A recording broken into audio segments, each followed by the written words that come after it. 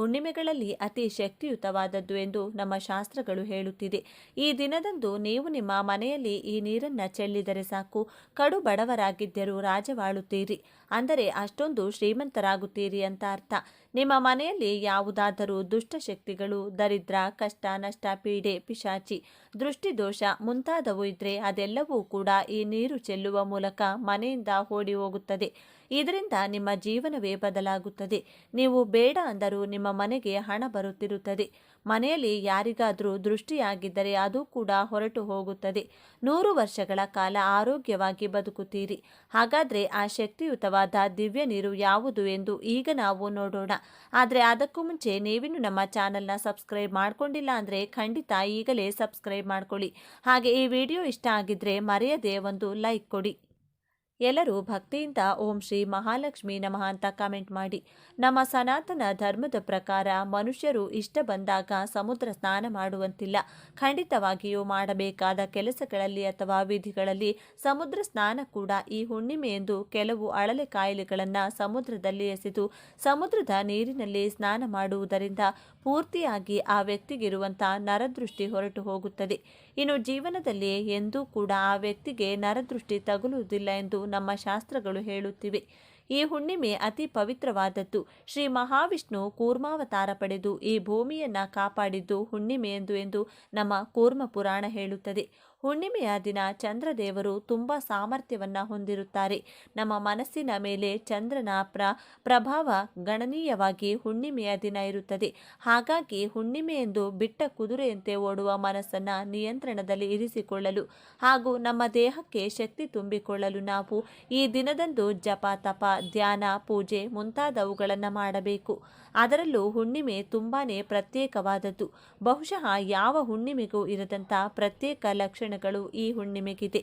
ಈ ಹುಣ್ಣಿಮೆ ವಿಷ್ಣು ಭಕ್ತರಿಗೆ ಪರಮ ಪವಿತ್ರವಾದದ್ದು.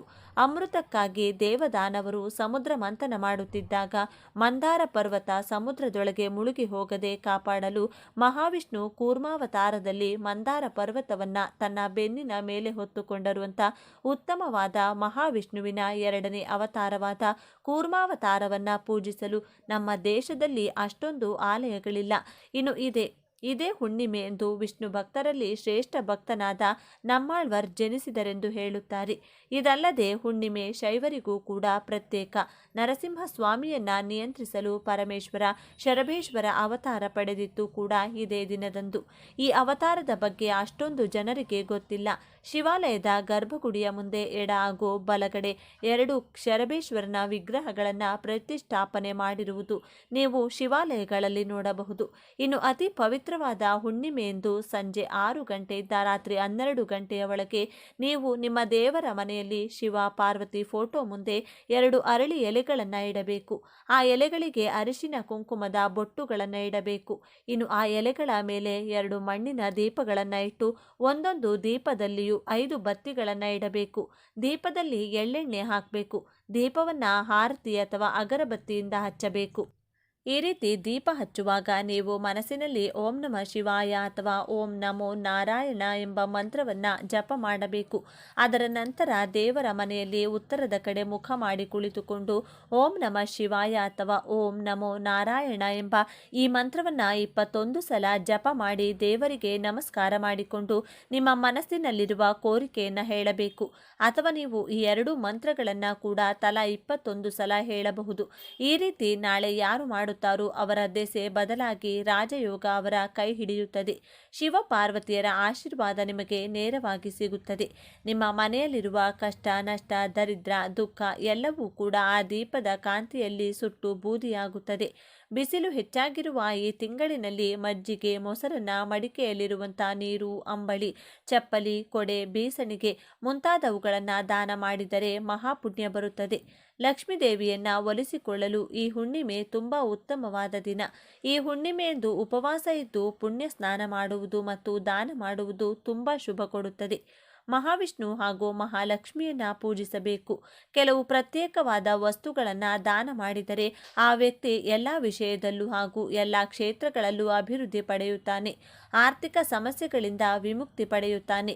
ಈ ಹುಣ್ಣಿಮೆಯಂದು ನೀವು ತೆಗೆದುಕೊಳ್ಳುವ ಕೆಲವು ನಿರ್ಣಯಗಳು ನಿಮ್ಮ ಜೀವನದಲ್ಲಿರುವ ಸಮಸ್ಯೆಗಳನ್ನು, ವಿಘ್ನಗಳನ್ನು ನಿವಾರಣೆ ಮಾಡಿ ಸುಖ ಶಾಂತಿಯನ್ನ ಕೊಡುತ್ತದೆ. ಆರ್ಥಿಕ ಸಮಸ್ಯೆಗಳು ನಿವಾರಣೆಯಾಗಲು ಲಕ್ಷ್ಮೀ ದೇವಿಗೆ ಅರಿಶಿನ ಕೊಂಬುಗಳನ್ನು ಸಮರ್ಪಿಸಬೇಕು. ಪೂಜೆಯ ನಂತರ ಇವುಗಳನ್ನು ಕೆಂಪು ಬಟ್ಟೆಯಲ್ಲಿ ಸುತ್ತಿ ಭದ್ರವಾಗಿ ಇಟ್ಟುಕೊಳ್ಳಬೇಕು. ಇದು ನಿಮ್ಮ ಆರ್ಥಿಕ ಸಮಸ್ಯೆಯನ್ನು ನಿವಾರಣೆ ಮಾಡುತ್ತದೆ. ಒಂದು ವರ್ಷದ ನಂತರ ಮತ್ತೆ ಬರುವ ಹುಣ್ಣಿಮೆಯೆಂದು ಇದನ್ನು ಬದಲಾಯಿಸಿ ಹಳೆಯದನ್ನು ಹರಿಯುವ ನೀರಿನಲ್ಲಿ ಎಸೆಯಬೇಕು. ಇದು ಲಕ್ಷ್ಮಿಯ ಆಶೀರ್ವಾದವನ್ನು ನಿಮಗೆ ಕೊಡುತ್ತದೆ. ಧನಲಾಭ ಮತ್ತು ಲಕ್ಷ್ಮೀ ದೇವಿಯ ಅನುಗ್ರಹ ಪಡೆಯಲು ಈ ಹುಣ್ಣಿಮೆಯೆಂದು ಪೊರಕೆಯನ್ನು ಯಾರಿಗಾದರೂ ದಾನ ಕೊಡಬೇಕು. ಪೊರಕೆ ಸಾಮಾನ್ಯವಾಗಿ ಯಾರಿಗೂ ಕೊಡಬಾರದು ಅಂತ ಹೇಳ್ತಾರೆ. ಆದರೆ ಈ ಒಂದು ದಿನ ಮಾತ್ರ ನೀವು ಯಾರಿಗಾದರೂ ಪೊರಕೆ ದಾನ ಮಾಡಬಹುದು. ಈ ಹುಣ್ಣಿಮೆಯಂಥ ಪವಿತ್ರವಾದ ದಿನಗಳಲ್ಲಿ ಗಂಗಾ ನದಿ ಮುಂತಾದ ಪುಣ್ಯ ನದಿಗಳಲ್ಲಿ ಸ್ನಾನ ಮಾಡಿದರೆ ಜೀವನದಲ್ಲಿರುವ ಕಷ್ಟಗಳೆಲ್ಲವೂ ಹೊರಟು ಹೋಗುತ್ತದೆ. ಗಂಗಾ ನದಿಯಲ್ಲಿ ಅಥವಾ ಪುಣ್ಯ ನದಿಗಳಲ್ಲಿ ಸ್ನಾನ ಮಾಡಲು ಸಾಧ್ಯವಾಗದವರು ಮನೆಯಲ್ಲಿ ಸ್ನಾನ ಮಾಡುವ ನೀರಿನಲ್ಲಿ ಸ್ವಲ್ಪ ಗೋಮೂತ್ರ ಅಥವಾ ಗಂಗಾ ಜಲ ಬೆರೆಸಿಕೊಂಡು ಕೂಡ ಸ್ನಾನ ಮಾಡಬಹುದು. ಈ ತಿಂಗಳಿನಲ್ಲಿ ಕುಡಿಯುವ ನೀರು ಯಾರಿಗಾದರೂ ದಾನವಾಗಿ ಕೊಟ್ಟರೆ ಪಿತೃದೋಷಗಳಿಂದ ವಿಮುಕ್ತಿ ಪಡೆಯಬಹುದು.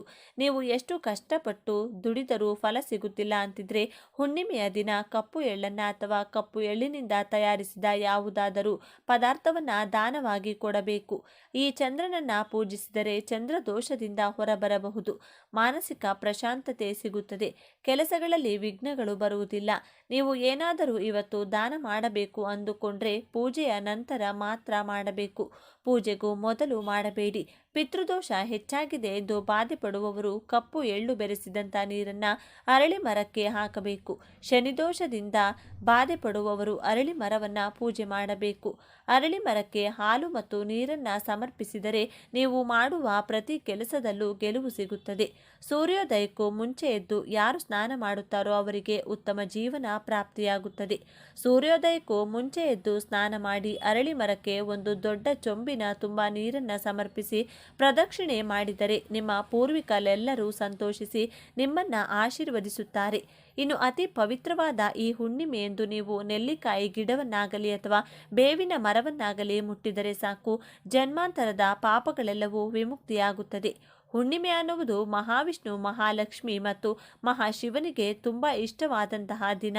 ನೀವು ನೆಲ್ಲಿಕಾಯಿ ಗಿಡವನ್ನು ಮುಟ್ಟೋದ್ರಿಂದ ನೀವು ನಿಮ್ಮ ಮೈಯಲ್ಲಿರುವ ದೋಷಗಳೆಲ್ಲ ಗಿಡ ಎಳೆದುಕೊಂಡು ಸಕಾರಾತ್ಮಕ ಶಕ್ತಿಯನ್ನು ನಿಮ್ಮ ದೇಹದಲ್ಲಿ ಪ್ರವೇಶ ಮಾಡುತ್ತದೆ.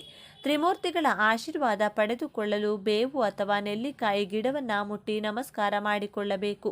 ಬೇವಿನ ಮರ ಮುಟ್ಟುವುದರಿಂದ ನಿಮಗೆ ಅದೃಷ್ಟ ಒಲಿಯುತ್ತದೆ. ತುಂಬ ವರ್ಷಗಳಿಂದ ನೀವು ಅನುಭವಿಸುತ್ತಿರುವ ಕಷ್ಟಗಳು ನಾಳೆಗೆ ಕೊನೆಯಾಗುತ್ತವೆ. ಇನ್ನು ನೆಲ್ಲಿಕಾಯಿ ಗಿಡದ ಅಥವಾ ಬೇವಿನ ಗಿಡ ಕಾಣಿಸಿದರೆ ಮೊದಲು ಅದಕ್ಕೆ ನೀರು ಹಾಕಿ ಮರದ ಸುತ್ತಲೂ ಪ್ರದಕ್ಷಿಣೆ ಹಾಕಿ ಸ್ವಲ್ಪ ಹೊತ್ತು ಮರದ ಮುಂದೆ ಕುಳಿತುಕೊಂಡು ಓಂ ನಮಃ ಶಿವಾಯ, ಓಂ ನಮೋ ನಾರಾಯಣ ಅಥವಾ ಎರಡೂ ಮಂತ್ರಗಳನ್ನು ಕೂಡ 11 ಅಥವಾ 21 ಸಲ ಹೇಳಿ ಮನೆಗೆ ಬಂದರೆ ನಿಮಗೆ ತುಂಬ ಪ್ರಯೋಜನಗಳು ಸಿಗುತ್ತದೆ. ರಾಜಯೋಗ ಕೂಡ ಬರುತ್ತದೆ. ಇನ್ನು ಅತಿ ಮುಖ್ಯವಾದ ವಿಷಯಕ್ಕೆ ಬಂದರೆ ಈ ನೀರನ್ನು ಯಾರು ಮನೆಯಲ್ಲಿ ಚೆಲ್ಲುತ್ತಾರೋ ಅವರಿಗೆ ಬರುವಂಥ ಅದೃಷ್ಟ ಮಾತಿನಲ್ಲಿ ವರ್ಣಿಸಲು ಸಾಲುವುದಿಲ್ಲ. ರಾಜಯೋಗ, ಲಕ್ಷ್ಮಿ ಯೋಗ, ಧನಯೋಗ ಈ ರೀತಿ ಬೇಕಾದಷ್ಟು ಯೋಗಗಳು ನಿಮ್ಮ ಸ್ವಂತವಾಗುತ್ತವೆ. ಈ ನೀರನ್ನು ಸಂಜೆ 6 ಗಂಟೆಯಿಂದ ರಾತ್ರಿ 12 ಗಂಟೆಗೆ ಮಧ್ಯದಲ್ಲಿ ಚೆಲ್ಲಬೇಕು. ಇನ್ನು ಈ ನೀರು ತಯಾರಿಸಲು ತಾಮ್ರದ ಪಾತ್ರೆ ಅಥವಾ ಬೆಳ್ಳಿ ಪಾತ್ರೆ ಉಪಯೋಗಿಸಬೇಕು. ಪಾತ್ರೆಯಲ್ಲಿ ಬೇಕಾದಷ್ಟು ನೀರನ್ನು ತೆಗೆದುಕೊಂಡು ಸ್ವಲ್ಪ ಅರಿಶಿನ, ಸ್ವಲ್ಪ ಗಂಗಾ ಜಲ, ಕರ್ಪೂರದ ಬಿಳ್ಳೆಯನ್ನು ಕುಟ್ಟಿ ಹಾಕಿ ಸ್ವಲ್ಪ ಬೇವಿನ ಎಲೆ ಹಾಗೂ ತುಳಸಿ ಎಲೆ ಕುಟ್ಟಿ ಮಾಡಿದಂತಹ ಪೇಸ್ಟ್ ಇವಿಷ್ಟು ನೀರಿನಲ್ಲಿ ಚೆನ್ನಾಗಿ ಬೆರೆಸಿಕೊಳ್ಳಬೇಕು. ಬಳಿಕ ಆ ನೀರನ್ನು ಬೇವಿನ ಎಲೆಗಳ ಸಹಾಯದಿಂದ ಮನೆಯಲ್ಲಿ ಪ್ರತಿ ಜಾಗದಲ್ಲೂ ಯಾವ ಮೂಲೆ ಕೂಡ ಬಿಡದಂತೆ ಎಲ್ಲ ಕಡೆ ಚಿಮುಕಿಸುತ್ತಾ ಬನ್ನಿ. ನೆಲದ ಮೇಲೆ, ಕಬೋರ್ಡ್ಗಳ ಒಳಗೆ, ಬಾತ್ರೂಮ್ ಒಳಗೆ, ಮನೆಯಲ್ಲಿ ಸೈಕಲ್, ಬೈಕ್, ಕಾರ್ ಮುಂತಾದ ವಾಹನಗಳಿದ್ರೆ ಅದರ ಮೇಲೆ ಮತ್ತು ಗೋಡೆಗಳ ಮೇಲೂ ಕೂಡ ಚಿಮುಕಿಸಬೇಕು. ಕೊನೆಯಲ್ಲಿ ಉಳಿದ ನೀರನ್ನು ಬಾಗಿಲ ಹೊರಗಡೆ ನಿಂತುಕೊಂಡು ಮನೆಗೆ ದೃಷ್ಟಿ ತೆಗೆದು ಆ ನೀರನ್ನು ನಿಮ್ಮ ಹೊಸಲಿನ ಮೇಲೆ ಚೆಲ್ಲಬೇಕು. ಹೊಸಲು ಇಲ್ಲದಿದ್ದರೆ ಮನೆ ಮುಂದೆ ಚೆಲ್ಲಿದರೂ ಸರಿ ಹೋಗುತ್ತದೆ. ಈ ಪರಿಹಾರವನ್ನು ನೀವು ಪೂಜೆಯ ನಂತರ ಮಾತ್ರವೇ ಮಾಡಬೇಕು. ರಾತ್ರಿ 12 ಗಂಟೆ ಒಳಗಡೆ ಮಾಡಬೇಕು. ನೀವು ಈ ನೀರನ್ನು ದೇವರ ಮನೆಯಲ್ಲಿಟ್ಟು ಮೊದಲು ಪೂಜೆ ಮಾಡಿ, ಪೂಜೆ ಮುಗಿದ ಬಳಿಕ ಆ ನೀರಿನಿಂದ ನಾನು ಹೇಳಿದಂತೆ ಮಾಡಬೇಕು. ಈ ರೀತಿ ಮಾಡಿದರೆ ನಿಮ್ಮ ಮನೆಯ ಯಾವ ಮೂಲೆಯಲ್ಲೂ ಕೂಡ ನಕಾರಾತ್ಮಕ ಶಕ್ತಿಯಾಗಲಿ, ದರಿದ್ರ ದೇವತೆಯಾಗಲಿ, ನರದೃಷ್ಟಿ, ಕಣ್ಣು ದೃಷ್ಟಿ ದೋಷಗಳು ಯಾವುದೂ ಕೂಡ ಇರುವುದಿಲ್ಲ. ಎಲ್ಲ ದರಿದ್ರ ದೇವತೆಗಳು ಮನೆಯಲ್ಲಿ ಸಂತೋಷವಾಗಿ ಕಾಲಿಡುತ್ತಾರೆ. ಈ ಹುಣ್ಣಿಮೆಯಂದು ತಪ್ಪದೆ ಬಾಗಿಲಿನಿಂದ ಮುಂದೆ 2 ದೀಪಗಳನ್ನು ಹಚ್ಚಿಡಿ. ನಾವು ಈ ಪರಿಹಾರ ಮಾಡುತ್ತಿರುವುದರಿಂದ ಮಹಾಲಕ್ಷ್ಮಿ ನಿಮಗೆ ಮನೆಗೆ ಕಾಲಿಡುತ್ತಾಳೆ. ಒಮ್ಮೆ ಮಹಾಲಕ್ಷ್ಮಿ ಮನೆಗೆ ಬಂದರೆ ಇನ್ನು ನಿಮ್ಮ ಕುಟುಂಬದಲ್ಲಿ ಯಾವ ಕಷ್ಟ ನಷ್ಟ, ದರಿದ್ರ, ದುಃಖ, ಅನಾರೋಗ್ಯ ಇರುವುದಿಲ್ಲ. ಜೀವನದಲ್ಲಿ ಬರೀ ಸುಖ ಮಾತ್ರ ಮನೆ ಮಾಡಿಕೊಳ್ಳುತ್ತದೆ. ನೋಡಿದ್ರಲ್ಲ ಸ್ನೇಹಿತರೆ, ಸಿಂಪಲ್ ಆಗಿ ಮಾಡುವಂಥ ಈ ಪರಿಹಾರವನ್ನು ನಾಳೆ ತಪ್ಪದೆ ಎಲ್ಲ ಗೃಹಿಣಿಯರು ಕೂಡ ಮನೆಯಲ್ಲಿ ಮಾಡಿಕೊಂಡು ಇದರ ಉಪಯೋಗವನ್ನು ಪಡೆದುಕೊಳ್ಳಿ. ಈ ವಿಡಿಯೋ ನಿಮಗೆ ಇಷ್ಟ ಆಗಿದ್ರೆ ಲೈಕ್ ಮಾಡಿ, ಶೇರ್ ಮಾಡಿ. ಇಂಥ ಹೆಚ್ಚಿನ ಉತ್ತಮ ಮಾಹಿತಿಗಳಿಗಾಗಿ ತಪ್ಪದೆ ನಮ್ಮ ಚಾನೆಲ್ನ ಸಬ್ಸ್ಕ್ರೈಬ್ ಮಾಡಿಕೊಳ್ಳಿ. ನಾಳೆ ಮತ್ತೊಂದು ವಿಡಿಯೋದೊಂದಿಗೆ ಪುನಃ ಭೇಟಿಯಾಗೋಣ. ಎಷ್ಟೇ ಪೂಜೆಗಳನ್ನು ಮಾಡಿದ್ರು, ಎಷ್ಟೇ ವ್ರತಗಳನ್ನು ಮಾಡಿದ್ರು, ಯಾವುದೇ ಪರಿಹಾರವನ್ನು ಪಾಲಿಸಿದ್ರು, ನಮಗಿರುವ ಹಣದ ಸಮಸ್ಯೆಗಳು, ಕೋರ್ಟ್ ಕೇಸ್ ಸಮಸ್ಯೆಗಳು, ಭೂಮಿಯ ವಿವಾದಗಳು ಬಗೆಹರಿಯುತ್ತಿಲ್ಲ. ಬಡತನದ ಜೀವನದಿಂದ ಹೊರಬರೋದಕ್ಕೆ ದಾರಿ ಕಾಣಿಸ್ತಿಲ್ಲ. ಶತ್ರುಗಳು ಹೆಜ್ಜೆ ಹೆಜ್ಜೆಗೂ ನಮ್ಮನ್ನು ಅವಮಾನಿಸುತ್ತಾರೆ, ನಿಂದಿಸುತ್ತಾರೆ. ಎಷ್ಟೇ ಪ್ರಯತ್ನ ಮಾಡಿದರೂ ನಾವು ಉದ್ಧಾರ ಆಗ್ತಿಲ್ಲ ಅನ್ನೋದಾದರೆ ಈ ಮರದ ಬೇರನ್ನು ಮನೆಯ ಬಾಗಿಲಿಗೆ ಕಟ್ಟಿದರೆ ಸರ್ವ ದೇವತೆಗಳ ರಕ್ಷಣೆ ಮನೆಗೆ ಸಿಗುತ್ತದೆ. ಈ ಬೇರಿನ ಕೆಳಗೆ ಕುಟುಂಬದವರು ದಿನವೂ ಓಡಾಡಿದರೆ ಕಷ್ಟಗಳೆಲ್ಲ ಮಂಜಿನಂತೆ ಕರಗಿ ಹೋಗುತ್ತದೆ. ಜೀವನದಲ್ಲಿನ ಎಲ್ಲ ವಿಧವಾದ ಸಮಸ್ಯೆಗಳು ದೂರವಾಗಲು, ಹಣದ ಏಳಿಗೆ, ನೆಮ್ಮದಿಯನ್ನು ಪಡೆಯಲು ಬಾಗಿಲಿಗೆ ಯಾವ ಬೇರನ್ನು ಕಟ್ಟಬೇಕು, ಯಾವ ವಸ್ತುವನ್ನು ಮಣ್ಣಿನಲ್ಲಿ ಊತಿಟ್ರೆ ಶುಕ್ರನ ಬಲ ಹೆಚ್ಚಾಗಿ ಧನಾಕರ್ಷಣೆಯಾಗುತ್ತದೆ ಎಂದು ಇವತ್ತಿನ ಈ ವಿಡಿಯೋದಲ್ಲಿ ಸಂಪೂರ್ಣವಾಗಿ ತಿಳಿಸಿಕೊಡ್ತೀನಿ. ಬನ್ನಿ. ಅದಕ್ಕೂ ಮುನ್ನ ನೀವಿನ್ನು ಚಾನಲ್ಗೆ ಸಬ್ಸ್ಕ್ರೈಬ್ ಆಗಿಲ್ಲ ಅಂದರೆ ಈಗಲೇ ಸಬ್ಸ್ಕ್ರೈಬ್ ಆಗಿ, ಹಾಗೆ ವಿಡಿಯೋಗೆ ಲೈಕ್ ಮಾಡಿ, ವಿಡಿಯೋ ಸ್ಕಿಪ್ ಮಾಡದೆ ಕೊನೆ ತನಕ ನೋಡಿ. ಎಲ್ಲರೂ ಭಕ್ತಿಯಿಂದ ಓಂ ಶ್ರೀ ಮಹಾಲಕ್ಷ್ಮಿ ನಮಃ ಅಂತ ಕಮೆಂಟ್ ಮಾಡಿ. ಒಬ್ಬ ಮನುಷ್ಯ ಜೀವನದಲ್ಲಿ ಏಳಿಗೆ ಕಾಣಬೇಕು, ಶ್ರೀಮಂತಿಕೆ ನೋಡಬೇಕು ಅಂದರೆ ಗ್ರಹಗಳಲ್ಲಿ ಅತಿ ಮುಖ್ಯವಾಗಿ ಗುರುಬಲ ಇರಬೇಕು. ಜೊತೆಗೆ ಶುಕ್ರನ ಬಲ ಇರಲೇಬೇಕು. ನವಗ್ರಹಗಳಲ್ಲಿ ಗುರುಗ್ರಹದ ನಂತರ ಅತ್ಯಂತ ಶಕ್ತಿಶಾಲಿ ಗ್ರಹವೆಂದರೆ ಅದು ಶುಕ್ರಗ್ರಹ. ಶುಕ್ರನ ಬಲ ಹೆಚ್ಚಾಗಲು ಪ್ರತಿ ಶುಕ್ರವಾರ ಸ್ನಾನ ಮಾಡುವ ನೀರಿಗೆ 1-2 ಏಲಕ್ಕಿಯನ್ನು ನೆನೆಸಿ ನಂತರ ಸ್ನಾನ ಮಾಡಬೇಕು. ಇದರಿಂದ ಸದಾ ಶುಕ್ರನ ಅನುಗ್ರಹ ನಿಮ್ಮ ಜೊತೆಗೆ ಇರುತ್ತದೆ. ಮೈತುಂಬ ಸಾಲ ಮಾಡಿಕೊಂಡಿದ್ದೀವಿ ಗುರುಗಳೇ, ಯಾವ ಕೆಲಸಕ್ಕೆ ಕೈ ಹಾಕಿದರೂ ನಷ್ಟ ಆಗುತ್ತೆ, ನಮಗೆ ಅಂತ 1 ರೂಪಾಯಿ ಕೂಡ ಹುಟ್ಟುವುದಿಲ್ಲ, ಹಣದ ಸಮಸ್ಯೆಗಳಿಂದ ಜೀವನ ನರಕ್ಕೆ ಆಗೋಗಿದೆ ಅಂದರೆ ಅದಕ್ಕೆ ಶುಕ್ರನ ಬಲ ಕಡಿಮೆಯಾಗಿದೆ ಎಂದರ್ಥ. ಶುಕ್ರನ ಬಲ ಇಲ್ಲದವರಿಗೆ ಸದಾ ಸ್ತ್ರೀಯರೊಂದಿಗೆ ಗಲಾಟೆ, ಜಗಳಗಳು ನಡೆಯುತ್ತದೆ. ಸ್ತ್ರೀ ಸಂತಾನದ ಜೊತೆಗೆ ಸದಾ ಕಲಹದಲ್ಲಿ ಮುಳುಗಿರ್ತೀರಾ. ಸ್ವತಃ ತಮ್ಮ ತಾಯಿಯೊಂದಿಗೆ, ಸಹೋದರಿಯರೊಂದಿಗೆ, ಪತ್ನಿಯೊಂದಿಗೆ ಕೂಡ ಯಾವಾಗಲೂ ಕಲಹಗಳು ನಡೆಯುತ್ತಲೇ ಇರುತ್ತೆ. ಆಗ ನಿಮಗೆ ಶುಕ್ರನ ಬಲ ಇಲ್ಲವೆಂದು ಅರ್ಥ ಮಾಡಿಕೊಳ್ಳಬೇಕು. ಅಂತಹ ಸಮಯದಲ್ಲಿ ಶುಕ್ರನ ಬಲ ಹೆಚ್ಚಿಸಿಕೊಳ್ಳಲು ಸ್ತ್ರೀಯರನ್ನು ಸದಾ ಗೌರವಿಸಬೇಕು. ಯಾರು ಸ್ತ್ರೀಯರನ್ನ ಗೌರವಪೂರ್ವಕವಾಗಿ ಕಾಣುತ್ತಾರೋ, ಸ್ತ್ರೀಯರನ್ನ ಗೌರವಿಸುತ್ತಾರೋ ಅವರಿಗೆ ಶುಕ್ರನ ಅನುಗ್ರಹ ಬಲ ಇದ್ದಂತಿರುತ್ತದೆ. ಇದರಿಂದ ಹಣಕಾಸಿನ ಸಮಸ್ಯೆಗಳು ಹತ್ತಿರ ಸುಳಿಯೋದಿಲ್ಲ. ಎಷ್ಟೇ ಕಷ್ಟ ಬಂದರೂ ಆ ಕಷ್ಟದಿಂದ ಹೊರಬರಲು ಶುಕ್ರನೇ ದಾರಿಯನ್ನು ತೋರಿಸ್ತಾನೆ. ಮನೆಗೆ ಸಮೀಪದಲ್ಲಿರುವಂಥ ಯಾವುದಾದರೂ ದೇವಾಲಯಗಳಿಗೆ ನಿಮ್ಮ ಕಷ್ಟ, ಕಣ್ಣೀರು ಕಳೆಯುವ ತನಕ ನಿಮ್ಮ ಕೈಲಾದಷ್ಟು ಹಸುವಿನ ತುಪ್ಪವನ್ನು ನೀಡಿ ಬನ್ನಿ. ನೀವು ಕೊಟ್ಟಂತಹ ತುಪ್ಪ ಆ ದೇಗುಲದ ದೀಪಗಳಿಗೆ, ಆ ದೇಗುಲದಲ್ಲಿ ಮಾಡುವಂತಹ ಪ್ರಸಾದ ನೈವೇದ್ಯಗಳಿಗೆ ಬಳಸಿದರೆ ನಿಮ್ಮ ಕರ್ಮ ಕಳೆಯುತ್ತಾ ಬರುತ್ತದೆ. ಜಾತಕದಲ್ಲಿ ಶುಕ್ರನ ಬಲ ಇದರಿಂದ ಹೆಚ್ಚಾಗ್ತಾ ಹೋಗುತ್ತದೆ. ಆರೋಗ್ಯ, ಹಣಕಾಸು, ಸಂಸಾರ, ವಿದ್ಯೆ, ಉದ್ಯೋಗ ಪ್ರತಿ ವಿಚಾರದಲ್ಲೂ, ಪ್ರತಿ ರಂಗದಲ್ಲೂ ಏಳಿಗೆಯಾಗುತ್ತದೆ. ಹಣದ ನೆಮ್ಮದಿಯನ್ನು ನೀವು ಇದರಿಂದ ಕಾಣಬಹುದು. ಒಂದಲ್ಲ ಒಂದು ಮೂಲದಿಂದ ಹಣ ಬಂದು ಸದಾ ಕೈನಲ್ಲಿ ದುಡ್ಡು ಚೆನ್ನಾಗಿ ಓಡಾಡುತ್ತದೆ. ಈಗಿನ ಕಾಲದಲ್ಲಿ ಪ್ರತಿಯೊಬ್ಬರಿಗೂ ಇರುವ ಮುಖ್ಯ ಸಮಸ್ಯೆ ಅಂದರೆ ಸಂಪಾದನೆ ಮಾಡಿದ್ದು ಕೈನಲ್ಲಿ ನಿಲ್ಲೋದಿಲ್ಲ. ಋಣಬಾಧೆಗಳಿಂದ, ಸಾಲದ ಸುಳಿ, ಹಣದ ವಿಪರೀತ ಸಮಸ್ಯೆ. ಒಂದು ದಿನವೂ ನೆಮ್ಮದಿಯಾಗಿ ನಿದ್ರಿಸಲು ಸಾಧ್ಯವಾಗುವುದಿಲ್ಲ. ಜೀವನದಲ್ಲಿ ಎಲ್ಲವನ್ನೂ ಕಳೆದುಕೊಂಡು ನೆಮ್ಮದಿಯೇ ಇಲ್ಲದ ಜೀವನವನ್ನು ನಡೆಸುತ್ತಿರುತ್ತಾರೆ. ಎಲ್ಲ ಪರಿಹಾರಗಳನ್ನು ಮಾಡಿ ಇನ್ಮೇಲೆ ಯಾವುದು ಬೇಡ ಭಗವಂತ ಇಟ್ಟ ರೀತಿ ಬದುಕು ಬಿಡೋಣ ಅನ್ನುವಷ್ಟು ನೊಂದಿರುತ್ತಾರೆ. ಅಂಥವರು ಈ ಒಂದು ಬೇರನ್ನು ಸ್ಪರ್ಶಿಸಿದರೆ, ಮನೆಯ ಬಾಗಿಲಿಗೆ ಈ ವಿಧಾನದಲ್ಲಿ ಕಟ್ಟಿದರೆ ಅದ್ಭುತಗಳು ಜೀವನದಲ್ಲಿ ನಡೆಯುವುದಕ್ಕೆ ಶುರುವಾಗುತ್ತದೆ.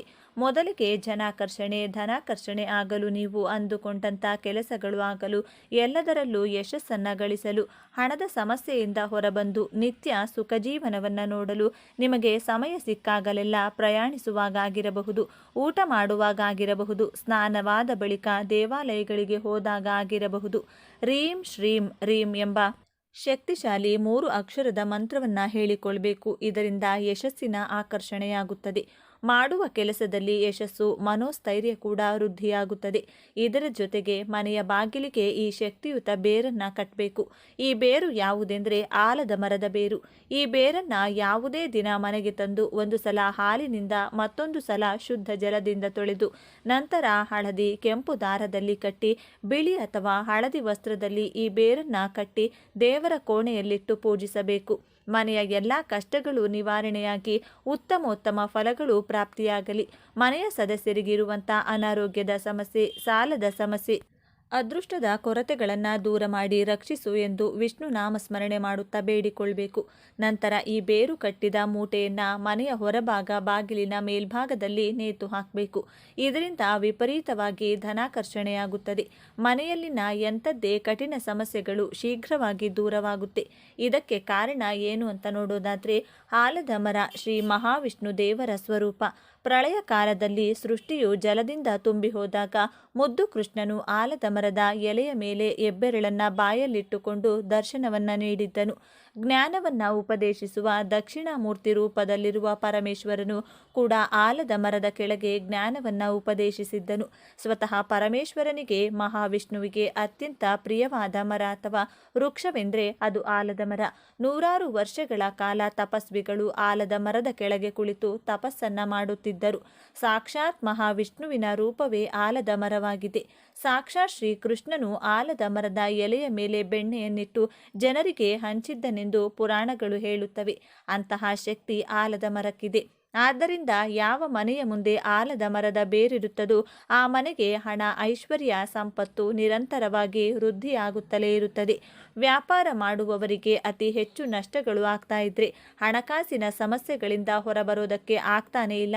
ನಾನಾ ದೇವರಿಗೆ ಕೈ ಮುಗಿತೀನಿ, ಎಷ್ಟೋ ಪೂಜೆ ಪುನಸ್ಕಾರ, ಹೋಮ ಹವನಗಳೆಲ್ಲ ಮಾಡಿಸ್ತೀವಿ, ಆದರೂ ನಮ್ಮ ಸಮಸ್ಯೆಗಳು ತೀರ್ತಾ ಇಲ್ಲ ಅಂದರೆ ಅದಕ್ಕೆ ಶುಕ್ರ ಬಲ ಇಲ್ಲವೆಂದರ್ಥ. ಶುಕ್ರವಾರ ಆದಷ್ಟು ಹಸುವಿನ ತುಪ್ಪವನ್ನು ನಿಮ್ಮ ಆಹಾರದಲ್ಲಿ ಬಳಸಿ. ಇದರಿಂದ ಶುಕ್ರನ ಅನುಗ್ರಹ ಪ್ರಾಪ್ತಿಯಾಗುತ್ತದೆ. ಹಣದ ಸಂಕಷ್ಟಗಳು ದಿನೇ ದಿನೇ ಕಡಿಮೆಯಾಗ್ತಾ ಬರುತ್ತದೆ. ಶುಕ್ರವಾರ ಬೆಳಗಿನ ಸಮಯದಲ್ಲಿ ಕಲ್ಲು ಸಕ್ಕರೆ ಅಥವಾ ಸಕ್ಕರೆಯನ್ನು ಜೊತೆಗೆ ಮೊಸರನ್ನು ಯಾರಿಗಾದರೂ ದಾನವಾಗಿ ನೀಡ್ತಾ ಬನ್ನಿ. ಇದರಿಂದ ಶುಕ್ರನ ಬಲ ಹೆಚ್ಚಾಗಿ ದುಡ್ಡು ಕೈನಲ್ಲಿ ಚೆನ್ನಾಗಿ ಓಡಾಡುತ್ತೆ. ಬರಬೇಕಾದಂತಹ ಹಣ ನಿಮ್ಮ ಕೈ ಸೇರುತ್ತದೆ. ಸಾಲಗಳು ಒಂದು ಕಡೆಯಿಂದ ಕ್ಲಿಯರ್ ಆಗುತ್ತೆ. ಪ್ರತಿ ಶುಕ್ರವಾರ ಕಪ್ಪು ಬಣ್ಣದ ಗೋಮಾತೆಗೆ ನಿಮ್ಮ ಕೈಯಿಂದ ಆಹಾರ ತಿನ್ನಿಸ್ತಾ ಬನ್ನಿ. ಈ ಪರಿಹಾರವನ್ನು ಕೆಲವು ದಿನಗಳ ಕಾಲ ತಪ್ಪದೇ ಪಾಲಿಸಿ. ಇದರಿಂದ ಕ್ರಮಕ್ರಮವಾಗಿ ಶುಕ್ರನ ಬಲ ಹೆಚ್ಚಾಗುತ್ತದೆ. ವಯಸ್ಸಾದವರಿಗೆ ಶುಕ್ರವಾರದ ದಿನದಂದು ನಿಮ್ಮ ಕೈನಿಂದ ಸಿಹಿ ತಿನಿಸುಗಳನ್ನು ತಿನ್ನಲು ನೀಡಿದರೆ ಶುಕ್ರದೇವನ ಅನುಗ್ರಹ ಪ್ರಾಪ್ತಿಯಾಗುತ್ತದೆ.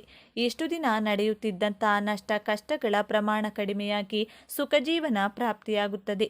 ಇನ್ನು ಅತಿ ಮುಖ್ಯವಾಗಿ ಬೆಳ್ಳಿ ಲೋಹದಿಂದ ಒಂದು ಚಿಕ್ಕ ವೃತ್ತಾಕಾರದ ಪೆಂಡೆಂಟ್ನ ಮಾಡಿಸಿಕೊಂಡು ಸದಾ ನಿಮ್ಮ ಪರ್ಸ್ನಲ್ಲೋ ಜೇಬ್ನಲ್ಲೋ ಇಟ್ಟುಕೊಂಡು ನೋಡಿ.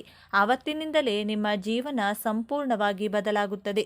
ಈ ವಸ್ತು ನಿಮ್ಮ ಜೊತೆಗಿದ್ದು ನೀವು ಮಾಡುವಂಥ ಯಾವುದೇ ಕಾರ್ಯಗಳಲ್ಲೂ ಯಶಸ್ಸು, ಹಣದ ಸಿಹಿ ಖಚಿತವಾಗಿ ಸಿಗುತ್ತದೆ. ಶುಕ್ರನ ಅನುಗ್ರಹದಿಂದ ಸರ್ವ ವಿಧವಾದಂತಹ ಶುಭ ಫಲಗಳು ಪ್ರಾಪ್ತಿಯಾಗುತ್ತೆ. ಶ್ರೀಮಂತಿಕೆ ಹೆಚ್ಚಾಗ್ತಾ ಹೋಗುತ್ತೆ. ಪ್ರತಿ ಶುಕ್ರವಾರ ಶುಕ್ರಬಲ ನಿಮಗೆ ಸಿಕ್ಕಿದೆ ಎಂದು ಅನುಭವ ಆಗೋ ತನಕವೂ, ಆದ ನಂತರವೂ ಬಿಳಿ ಬಣ್ಣದ ವಸ್ತ್ರವನ್ನು ಬಳಸುತ್ತಾ ಬನ್ನಿ. ದೇಹವನ್ನು ಶುಚಿಯಾಗಿಟ್ಟುಕೊಂಡ್ರೆ ಶುಕ್ರನ ಬಲ ಹೆಚ್ಚಾಗುತ್ತದೆ. ಈ ವಿಷಯ ನೆನಪಿನಲ್ಲಿರಲಿ. ಸುಗಂಧ ದ್ರವ್ಯಗಳನ್ನು ದೇಹಕ್ಕೆ ಬಳಸಿ. ಸ್ನಾನದ ನೀರಿಗೂ ಸುಗಂಧ ದ್ರವ್ಯಗಳನ್ನು ಬೆರೆಸಿ ಸ್ನಾನವನ್ನು ಮಾಡ್ತಾ ಬನ್ನಿ. ಮಹಾಲಕ್ಷ್ಮೀ ದೇವಿಗೆ ಶುಕ್ರನ ಹೆಸರನ್ನು ಹೇಳುತ್ತಾ ಬಿಳಿ ಬಣ್ಣದ ಪುಷ್ಪಗಳನ್ನು ಅರ್ಪಿಸಿ. ಇದರಿಂದ ನಿಮ್ಮ ಹಣದ ಕಷ್ಟಗಳು ಕಡಿಮೆಯಾಗಿ ಕಡಿಮೆ ಅವಧಿಯಲ್ಲಿ ಶ್ರೀಮಂತಿಕೆಯನ್ನು ಕಾಣಬಹುದು. ಕಷ್ಟಪಟ್ಟು ದುಡಿಬೇಕು. ದೈವ ಮಾರ್ಗ ಸನ್ಮಾರ್ಗದಲ್ಲೇ ನಡೆಯಬೇಕು. ಕಷ್ಟ ಸುಖವೆಲ್ಲ ದೇವರು ನೀಡುವಂತಹ ವರವೆಂದು ಜೀವಿಸಬೇಕು. ಸುಲಭವಾಗಿ ಈ ಜಗತ್ತಿನಲ್ಲಿ ಏನೂ ಕೂಡ ಸಿಗೋದಿಲ್ಲ, ಅದನ್ನು ಮರೆಯಬಾರದು. ದೈವಶಕ್ತಿಯ ಅನುಗ್ರಹ ಸದಾ ಇರುತ್ತದೆ. ಹಾಗೆಯೇ ಮನೆಯಲ್ಲಿನ ಎಲ್ಲ ಕಷ್ಟಗಳು ಕಳೆದು ಹಣದ ಖರ್ಚು ಕಡಿಮೆಯಾಗಲು ಶಂಖವನ್ನ ಮನೆಯಲ್ಲಿಡಬೇಕು. ಇದರಿಂದ ಸ್ಥಿರಲಕ್ಷ್ಮಿ ಅನುಗ್ರಹ ಪ್ರಾಪ್ತಿಯಾಗುತ್ತದೆ. ಧನಾಕರ್ಷಣೆ ಉಂಟಾಗಿ ವಿಶೇಷ ಏಳಿಗೆಯನ್ನ ಮನೆಯಲ್ಲಿ ನೀವು ಕಾಣಬಹುದು. ತೀವ್ರವಾದ ಸಾಲದ ಸಮಸ್ಯೆಗಳಿದ್ದವರು ಹುಣ್ಣಿಮೆಗೂ ಮೊದಲು ಬರುವಂತ ಬುಧವಾರದ ದಿನದಂದು ಸೂರ್ಯೋದಯಕ್ಕೂ ಮುನ್ನ ನಿಮ್ಮ ಮನೆಯ ದೇವರ ಕೋಣೆಯಲ್ಲಿ ಬೆಳ್ಳಿ ಲೋಹದಿಂದ ತಯಾರು ಮಾಡಿದ ಚಿಕ್ಕ ಆನೆಯ ಮೂರ್ತಿಯನ್ನಿಡಬೇಕು. ಮಹಾಲಕ್ಷ್ಮಿ ದೇವಿಗೆ ಆನೆಗಳೆಂದರೆ ಬಲು ಪ್ರೀತಿ. ಬೆಳ್ಳಿ ಲೋಹ ಚಂದ್ರನಿಗೆ ಪ್ರಿಯ, ಚಂದ್ರನಿಗೆ ಅಧಿಷ್ಠಾನ ದೇವತೆ. ಶ್ರೀ ಮಹಾಲಕ್ಷ್ಮಿ ದೇವಿ ಬೆಳ್ಳಿ ಆನೆಯ ವಿಗ್ರಹವನ್ನ ಮನೆಯಲ್ಲಿಟ್ಟು ಪೂಜಿಸುತ್ತಾ ಬಂದ್ರೆ ಲಕ್ಷ್ಮೀ ಚಂದ್ರರ ಅನುಗ್ರಹದಿಂದ ಸಾಲಗಳು ಹಂತ ಹಂತವಾಗಿ ತೀರಿ ಹೋಗುತ್ತದೆ. ಇನ್ನು ಯಾವುದಾದ್ರೂ ಮಂಗಳವಾರದ ದಿನ ಒಂದು ಚಿಕ್ಕ ಪಾತ್ರೆ ಅಥವಾ ಬಟ್ಟಲಿನಲ್ಲಿ ಜೇನುತುಪ್ಪವನ್ನ ತುಂಬಿಸಿ ಆ ಬಟ್ಟಲನ್ನ ಯಾರೂ ಓಡಾಡದೇ ಇರುವಂತ ನಿರ್ಜನ ಪ್ರದೇಶದಲ್ಲಿ ಚಿಕ್ಕದಾಗಿ ಗುಂಡಿ ತೆಗೆದು ಅದರೊಳಗೆ ಮುಚ್ಚಿ ಮನೆಗೆ ಬರಬೇಕು. ಜೇನುತುಪ್ಪವು ಶುಕ್ರನಿಗೆ ಪ್ರಿಯವಾದದ್ದು.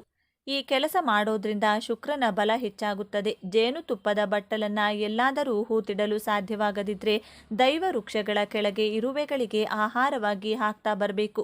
ಇದರಿಂದಲೂ ಶುಕ್ರನ ಅನುಗ್ರಹ ಪ್ರಾಪ್ತಿಯಾಗುತ್ತೆ. ಹಣದ ಎಲ್ಲ ಸಮಸ್ಯೆ, ಸಾಲದ ಎಲ್ಲ ಕಷ್ಟಗಳು ಶೀಘ್ರವಾಗಿ ದೂರವಾಗಿ ಸುಖ ನೆಮ್ಮದಿಯ ಜೀವನವನ್ನ ನೀವು ನೋಡಬಹುದು.